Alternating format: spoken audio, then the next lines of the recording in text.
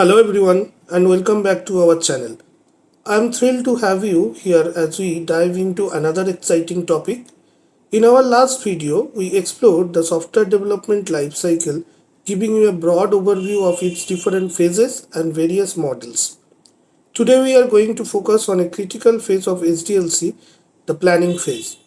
This phase lays the foundation of the entire project, setting the stage for all subsequent development activities. We will discuss how effective planning can significantly influence the success of a project and explore key activities involved in this phase.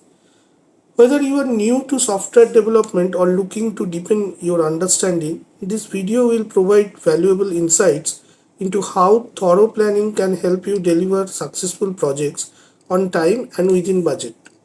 So let's get started and uncover the essential elements of planning phase. Don't forget to like, subscribe and hit the bell icon to stay updated with all our latest content. Let's jump in. As I mentioned, the planning phase of the software development lifecycle is the foundation for any successful software development project. This critical phase sets the stage for entire project, ensuring that development team has a clear understanding of what needs to be accomplished, how it will be done, and the resources required to achieve the desired outcomes. A well-structured and comprehensive planning phase lays the groundwork for a smooth workflow and help to mitigate potential risks and challenges throughout the development process. Let us now discuss how we initiate a project. First of all, defining project objectives. The project initiation phase begins with a clear definition of the project's objectives. This involves understanding the specific goals and desired outcomes that the project aims to achieve. For example, a project to develop a new online banking platform might have objectives such as improving customer experience, enhancing security features, and increasing transaction efficiency. These objectives should be well defined, measurable, and aligned with the overall business strategy. Second, identifying the stakeholders. Identifying and mapping out all the stakeholders involved in project is critical. Stakeholders are individuals or groups who have the interest in the project success. This could include internal stakeholders such as developer, designers, project managers, and executives, as well as external stakeholders like customer, partners, and regulatory bodies.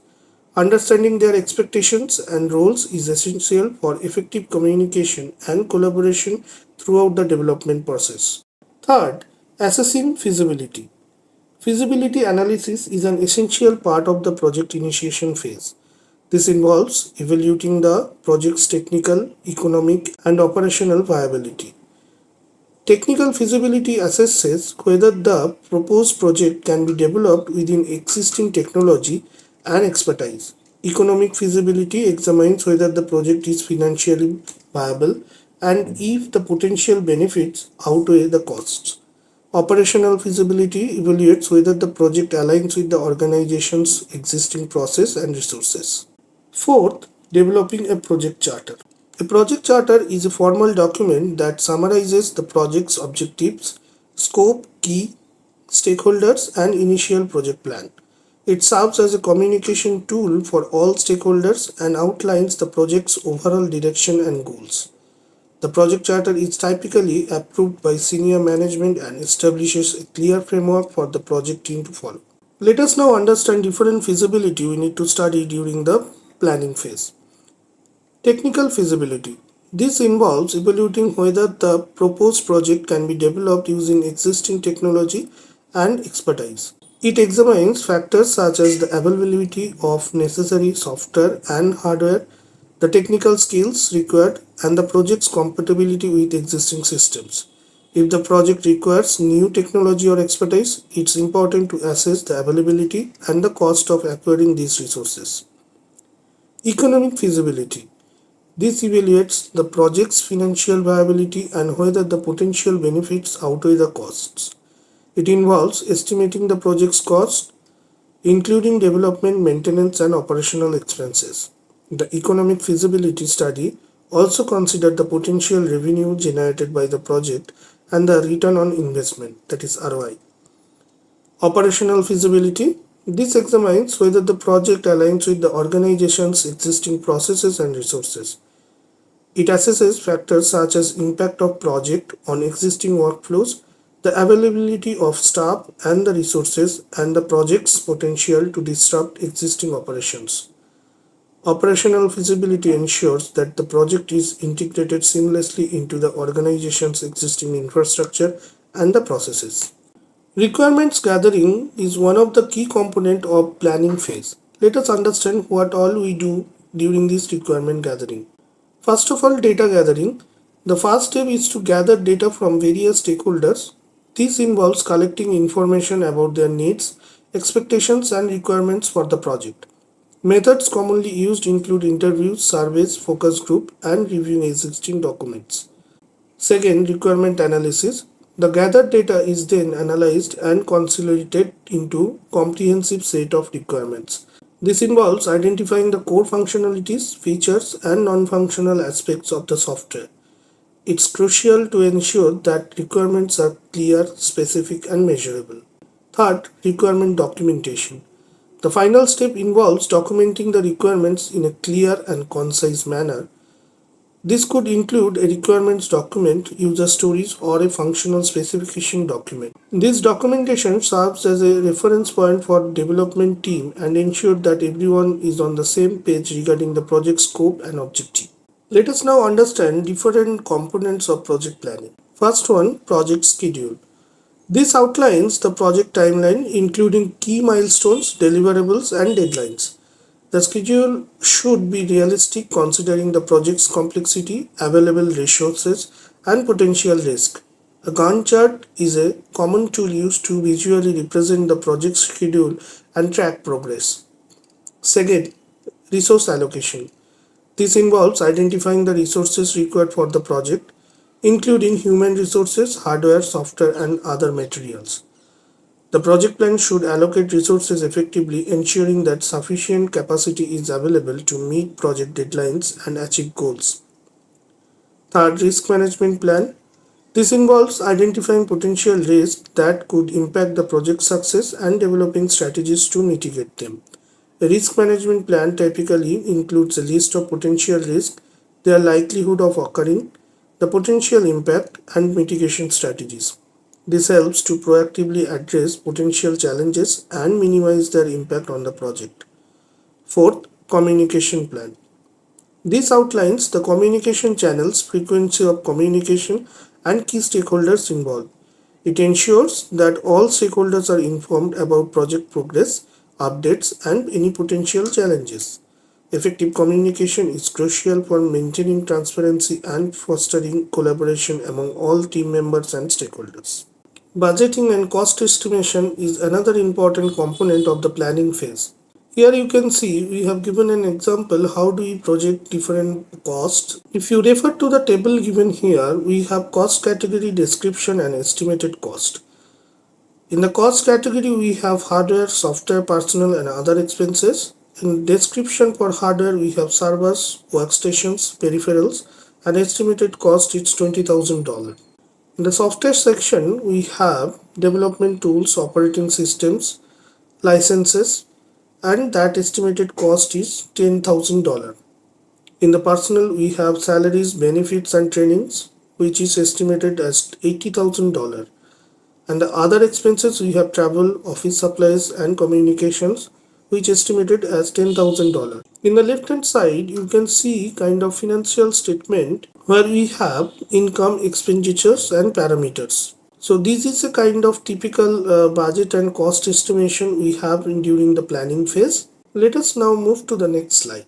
Risk management is one of the key components of the planning phase where we do identify and mitigate the potential challenges. Risk identification. The first step in risk management is to identify potential risk that could impact the project. This can be done through brainstorming sessions, reviewing historical data, and consulting with the stakeholders. Risk can be categorized into various types such as technical risk, schedule risk, resource risk, and financial risk. Risk analysis. Once risks are identified, they need to be analyzed to assess the likelihood of occurring and their potential impact on the project. This helps prioritize risk based on their severity and focus efforts on mitigating the most significant ones. Risk mitigation strategies. For each identified risk, mitigation strategies should be developed to reduce the likelihood of the risk occurring or to minimize its impact. These strategies could include contingency plan, risk avoidance measure, risk transfer methods, and risk acceptance strategies. Risk monitoring and control. Once mitigation strategies are in place, it's crucial to continuously monitor risk throughout the project life cycle. This involves tracking the effectiveness of mitigation measures and identifying any new risk that may emerge. Regular risk assessment and update to the risk management plan are essential for maintaining control and proactively addressing potential challenges. We have already published a detailed video on risk management, different steps or different methodologies for identifying, mitigating, assessing risk. If you want, you can go through those videos. I can share the playlist at the end of the video. Let us now understand how to identify, analyze, engage, and manage our stakeholders. Identification. The first step is to identify all the stakeholders who have an interest in the project. This could include internal stakeholders such as developers, designers, project managers, and executives, as well as external stakeholders like customer, partners, and regulatory bodies. It's essential to create a comprehensive list of all stakeholders to ensure that their interests are considered and managed throughout the project lifecycle. Analysis. Once stakeholders are identified, it's crucial to analyze their interest, influence, and expectations. This involves understanding their role in the project, their level of interest in its success, and their potential impact on the project's outcome. This analysis can be represented using a stakeholder matrix which maps out the stakeholders based on their power and interest. Engagement. Effective engagement with stakeholders is crucial for successful project management. This involves communicating regularly with stakeholders, keeping them informed about project progress, and seeking their feedback and input. Active stakeholder engagement fosters trust, transparency, and collaboration, leading to improved project outcomes. Management. Stakeholder management involves developing and implementing strategies to manage stakeholder expectations and mitigate potential conflicts. This could include developing communication plans, establishing clear roles and responsibilities, and providing regular updates and feedback. Effective stakeholder management helps to ensure that all stakeholders are satisfied and supportive of the project.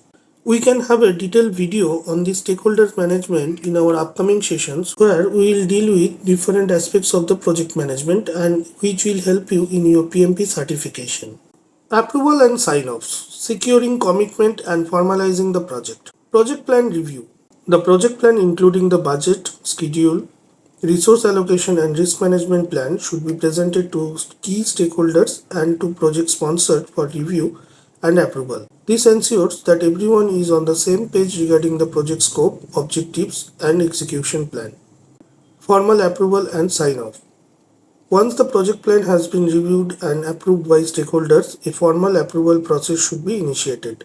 This involves obtaining signatures from key stakeholders, including project sponsor, to officially authorize the project to proceed. This formalizes the project's initiation and secures commitment from all parties involved.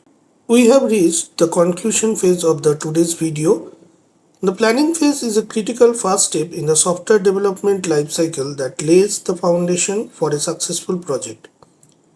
By thoroughly defining project goals, assessing feasibility, gathering requirements, planning meticulously, budgeting accurately, managing risk, analyzing stakeholders, and securing approvals, teams can ensure a well-structured approach that mitigates potential issues and aligns with the overall business objectives.